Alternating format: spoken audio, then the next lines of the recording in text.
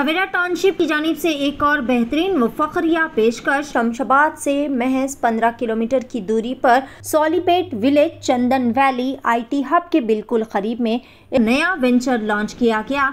महज 5,500 रुपए पर स्क्वायर यार्ड।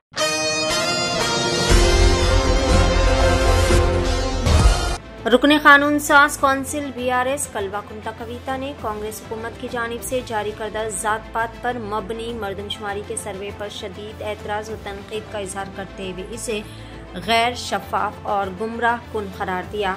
इन्होंने कहा कि ये जारी करदा तफसीलात हकीकत से बईद है। इन्होंने इल्ज़ाम लगाया कि कांग्रेस हुकूमत BC तबक़ात के साथ मुकम्मल नाइंसाफ़ी करते आ रही है और इनके हुकूक़ को दबाने की कोशिश कर रही है। BRS कायद कविता ने करीमनगर में प्रेस कॉन्फ्रेंस से खुसूसी खिताब करते हुए इन ख्यालात का इज़हार किया। कविता ने मुतालबा किया कि अगर हुकूमत वाकई में BC तबक़ात के साथ इंसाफ करना चाहती है तो फौरी तौर पर असम्बली में बिल पेश करके बल्दियाती इंतखाबात में इनके रिजर्वेशन में इजाफा करे। सिर्फ मुख्तसर बहस से ही BC तबक़ात के हुकूक़ महफूज नहीं हो पाएंगे। इन्होंने सवाल किया कि कांग्रेस हुकूमत BC तबक़ात को हमेशा हिक़ारत की नज़र से क्यों देखती है। इन्होंने याद दिलाया कि कांग्रेस के सीनियर रहनुमा राहुल गांधी ने हमारी आबादी जितनी हमारा हक उतना का नारा दिया था। मजीद कहा कि राहुल गांधी जो मुल्क भर में आइन की हिफाजत के नाम पर दौरे कर रहे हैं वो BC तबक़ात के मामले पर आखिर खामोश क्यों बैठे हैं। इन्होंने वाज़ेह किया कि BC तबक़ात के लिए 46.3% और मुस्लिम BC के लिए 10% यानी मजमूई तौर पर 56% रिजर्वेशन लाजमी तौर पर नाफिज किया जाना चाहिए। इन्होंने मर्दमशुमारी के आदाद शुमार में पाए जाने वाले तजादात को उजागर करते हुए कहा कि साल 2011 की मर्दमशुमारी के मुताबिक तेलंगाना में 83 लाख मकानात थे और जुमला आबादी 3.5 करोड़ थी। साल 2014 में KCR दौरे हुकूमत के जामे सर्वे में 1.3 करोड़ मकानात और आबादी 3.68 करोड़ रिकॉर्ड की गई थी। सिर्फ 4 साल में 20 लाख मकानात का इजाफा हुआ तो साल 2014 से 2024 के दरमियान 60 लाख का इजाफा होना चाहिए था, लेकिन हालिया कांग्रेस हुकूमत के सर्वे में महज 1.15 करोड़ मकानात और 3.70 करोड़ आबादी दर्ज की गई, जो कि हक़ाइक़ पर मबनी नहीं है। इन्होंने कांग्रेस हुकूमत से मुतालबा किया कि वो मर्दमशुमारी के तमाम डेटा को अवामी सतह जांच पेश करे।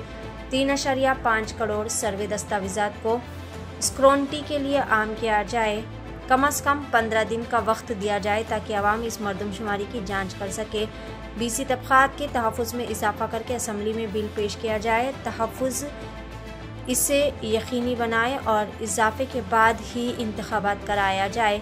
कलवाकुंटला कविता ने कहा कि कांग्रेस हुकूमत ने तेलंगाना जागृति और BC तंजीमों की जद्दोजहद के बाद मजबूर होकर ये आदाद शुमार जारी किए हैं, लेकिन फिर भी शफाफियत से काम नहीं लिया गया। इन्होंने कहा कि अगर हुकूमत BC तबके के लिए वाकई मुखलिस है तो इसे सर्वे के नताइज का असर नौ जायज़ा लेना चाहिए। इन्होंने कहा कि कांग्रेस हुकूमत ने बिहार और कर्नाटक में भी BC तबक़ात के साथ धोखाधड़ी की है और अब तेलंगाना में भी वही साजिश दोहराई जा रही है, लेकिन BC तबक़ात इस मर्तबा खामोश नहीं बैठेंगे। कविता ने पुरजोर अंदाज में कहा कि हम BC तबक़ात के साथ नाइंसाफ़ी होने नहीं देंगे और अवामी तहरीक के ज़रिए हुकूमत को इसकी गलती को दुरुस्त करने पर मजबूर ज़रूर करेंगे। आइए जानते हैं इस खुसूस में मुकम्मल तफसीलात। पेश है Asian TV news bureau report. जय तेलंगाना। ఈ రోజు పెద్దపల్లి వెళ్ళేటటువంటి మార్గంలో కరీంనగర్లో మీడియా మిత్రులందరినీ కూడా కలవడం మాట్లాడడం చాలా సంతోషం।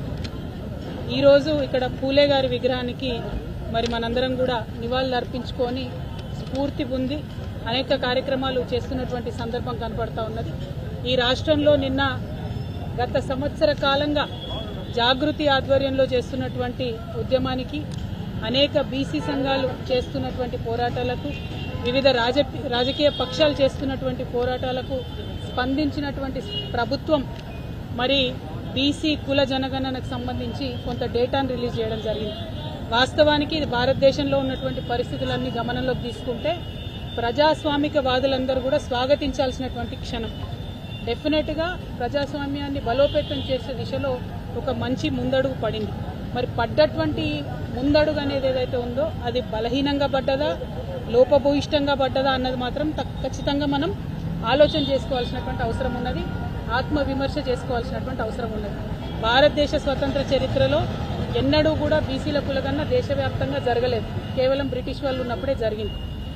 ఆ తర్వాత తెలంగాణ ప్రత్యేక రాష్ట్రంగా ఏర్పడ్డ తర్వాత గౌరవ ముఖ్యమంత్రి అప్పటి ముఖ్యమంత్రి కేసీఆర్ గారి ఆధ్వర్యంలో తక్షణమే మనం సకల జనుల సర్వే ఒకటి చేసుకున్నాం, సమగ్ర కుటుంబ సర్వే చేసుకున్నాం. తద్వారా మనకు వచ్చినటువంటి డేటాను తీసుకొని అనేక కార్యక్రమాలు చేసుకోవడం జరిగింది. సో ఆనాడే ఒక మంచి ముందడుగు పడింది. అందులో డేటాను వాడుకొని మనం వివిధ కులాలకు అనేక రకాలైనటువంటి మంచి కార్యక్రమాలు చేసినాం. ఇవాళ ఎప్పుడైతే రేవంత్ రెడ్డి గారి ప్రభుత్వం వచ్చిందో ఆనాటి నుండి ఈనాటి వరకు కూడా జాగృతి ఆధ్వర్యంలో, వివిధ సంఘాల ఆధ్వర్యంలో పూలే గారి విగ్రహాన్ని అసెంబ్లీలో పెట్టాలనేటటువంటి నినాదం తీసుకొని గత సంవత్సరం జనవరిలో మేము ఏదైతే కార్యక్రమం మొదలుపెట్టినామో దాన్ని రాజకీయంగా బీసీలకు రిజర్వేషన్లు సాధించుకోవాలనేటటువంటి పెద్ద విస్తృతమైనటువంటి లక్ష్యాన్ని తోడు చేసుకొని ఈ సంవత్సర కాలంగా రకరకాలుగా ఉద్యమాలు చేసినాం. అది మీ అందరు కూడా తెలిసినటువంటి విషయం. మరి ఆ ఉద్యమాలకు తల ఒగ్గి కాంగ్రెస్ పార్టీ ప్రభుత్వం డెడికేటెడ్ బీసీ కమిషన్ వేయాల్సినటువంటి పరిస్థితి ఏర్పడ్డది. డెడికేటెడ్ బీసీ కమిషన్ ద్వారా లెక్కలు చేయాలి, ఎన్యూమరేషన్ చేయాలి అని మేమందరం కోరినా కూడా మా మాట పట్టించుకోకుండా ప్లానింగ్ కమిషన్ ద్వారానే ఇవాళ ప్లానింగ్ డిపార్ట్మెంట్ ద్వారా ప్రభుత్వం సర్వే చేయించడం జరిగింది. దానికి ప్రభుత్వం చెప్పినటువంటి సాకు ఏంటిది?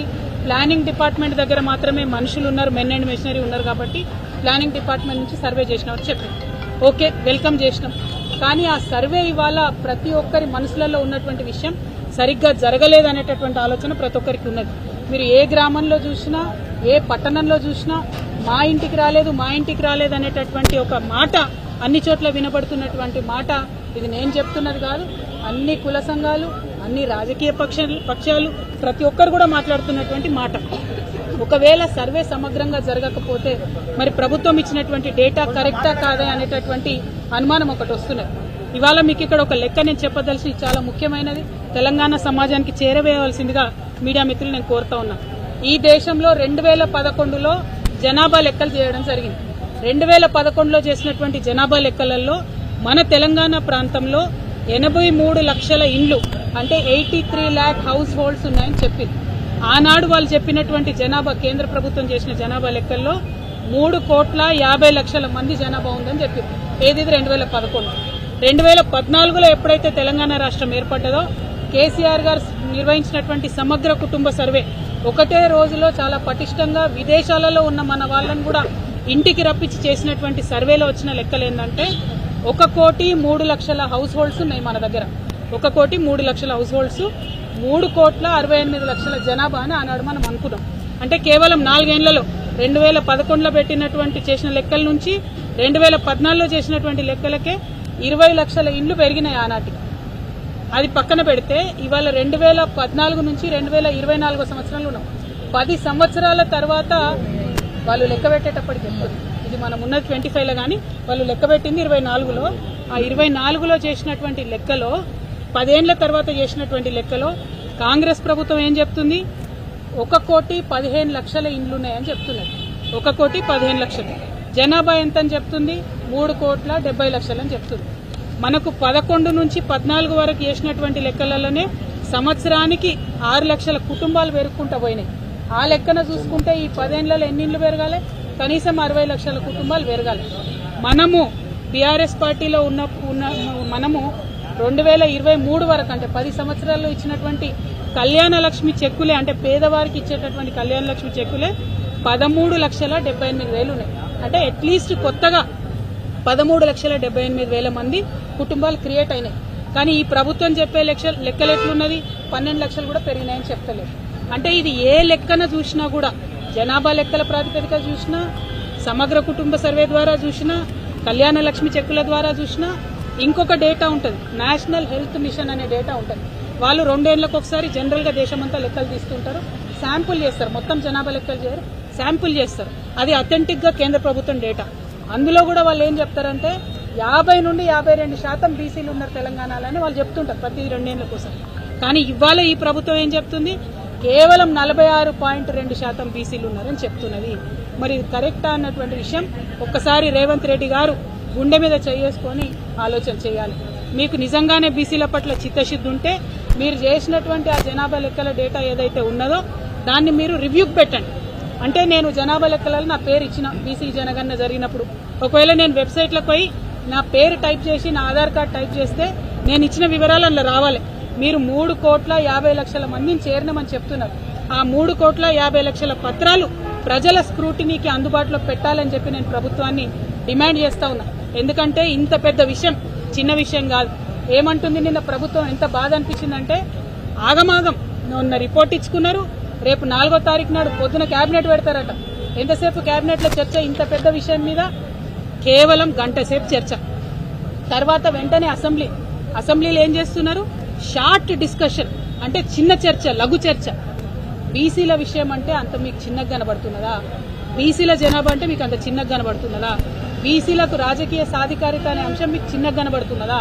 చిన్న చర్చ పెట్టి ఏం లాభం చేస్తారు మీరు? మీరు చిన్న చర్చ అసెంబ్లీలో పెడితే, లఘు చర్చ పెడితే దానివల్ల ఏం రిజల్ట్ వస్తుంది? మీరు పెడితే అసెంబ్లీలో బిల్లు పెట్టండి, అసెంబ్లీలో కౌన్సిల్లో బిల్లు పాస్ చేసి బాజాప్తా మీరు ఏదైతే చెప్పినో బీసీలకు అట్లా రిజర్వేషన్ ఇవ్వండి. మీ నాయకుడు రాహుల్ గాంధీ గారు మేమెంతుంటే మాకంత ఇస్తామని చెప్తున్నారు కదా.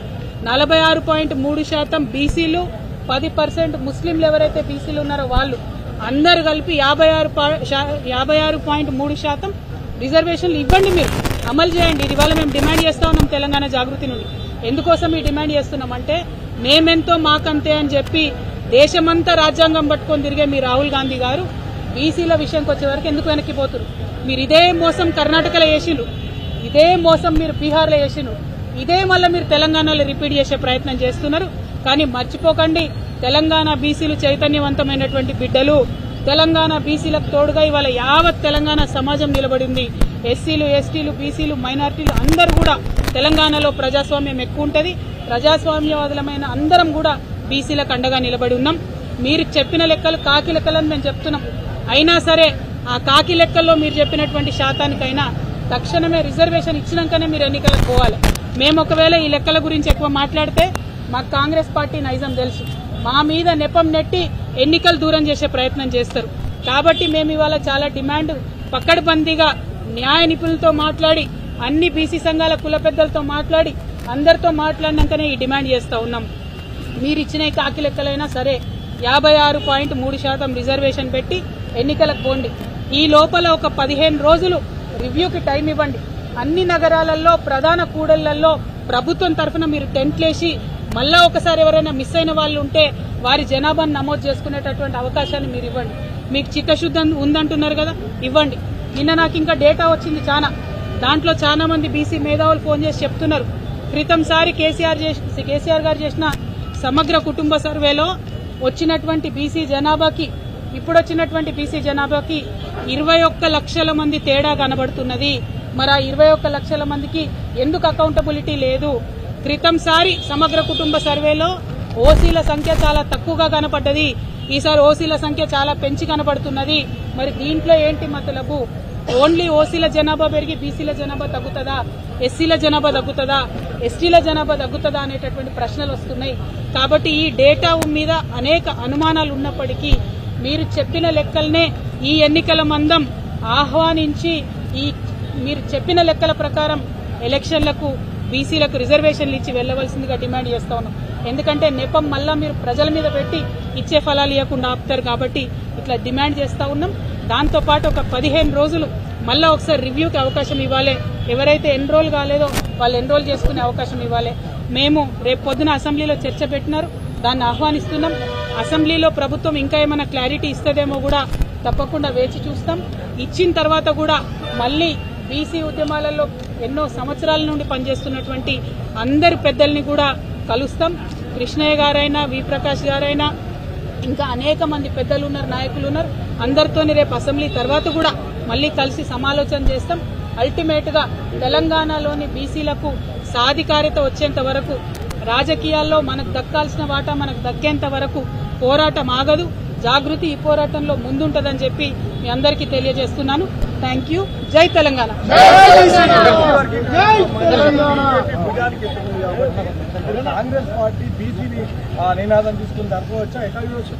చూడండి బ్రదర్, బీసీల ఇష్యూల్లో రాజకీయాలు తగదు.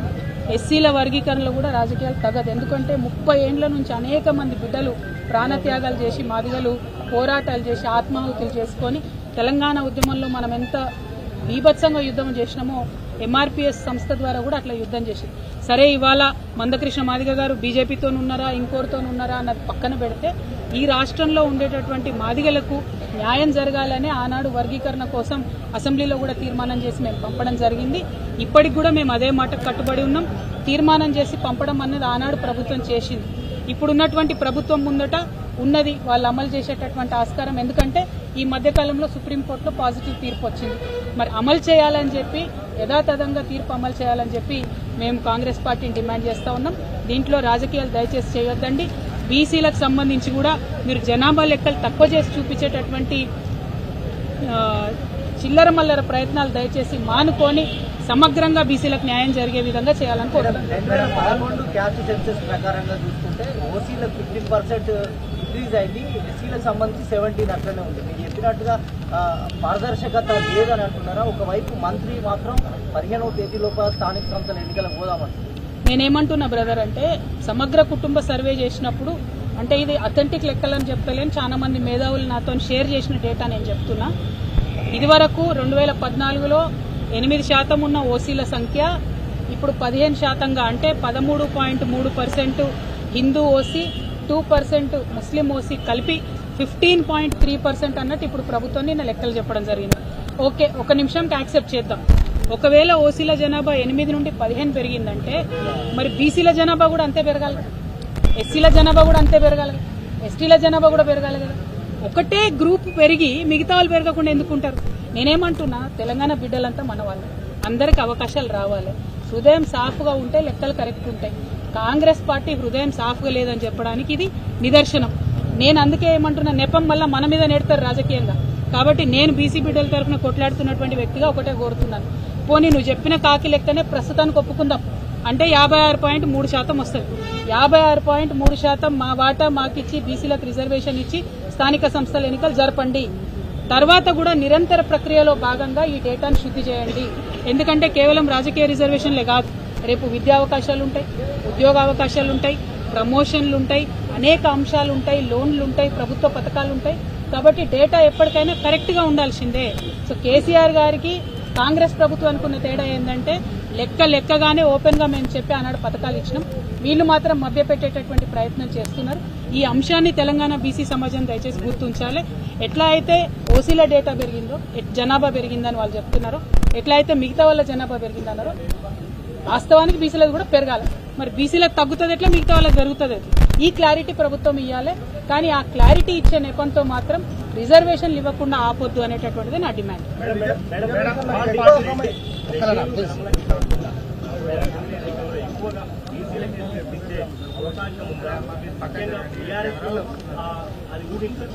బాబు, ఆంధ్రజ్యోతి బాబు, నువ్వు తెలంగాణలో చిచ్చుపెట్టకయ్యా. నేను అనేది ఏంటంటే, ఇప్పుడున్నటువంటి ప్రధాన సమస్య ఏంది? ఇప్పుడున్న స్థానిక సంస్థల ఎన్నికలలో బీసీలకు కామారెడ్డి డిక్లరేషన్ ప్రకారం రిజర్వేషన్లు ఇస్తారా ఇయ్యరా?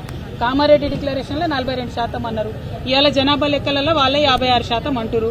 నేనేమంటున్నా, 56.3% రిజర్వేషన్ ఇవ్వండి, ఇచ్చి ఎన్నికల పోండి అంటున్నాం. అంతకుమించి వేరే ఏం లేదు. అసెంబ్లీ ఎన్నికల సంగతి అప్పుడు చూద్దాం. స్థానిక సంస్థల ఎన్నికలలో మాత్రం कांग्रेस पार्टी वाग्दान की निलबड़ी उंडाले। Thank you. जय तेलंगाना। सवेरा टाउनशिप की जानिब से एक और बेहतरीन व फखरिया पेशकश। शमशाबाद से महज 15 किलोमीटर की दूरी पर Solipet village Chandan Valley IT hub के बिल्कुल करीब में एक नया वेंचर लॉन्च किया गया। महज 5,500 रुपए पर स्क्वायर यार्ड। शमशाबाद सुल्तानपल्ली पर महज 9,000 रुपए पर square yard. Market, shopping mall, petrol pump, engineering colleges, school, तमाम नामवर रिसोर्ट्स और वैली से घिरा हुआ venture ready for construction. Spot registration, clear title venture. मजीद तफसीलात के लिए राब्ता करें 9618098811।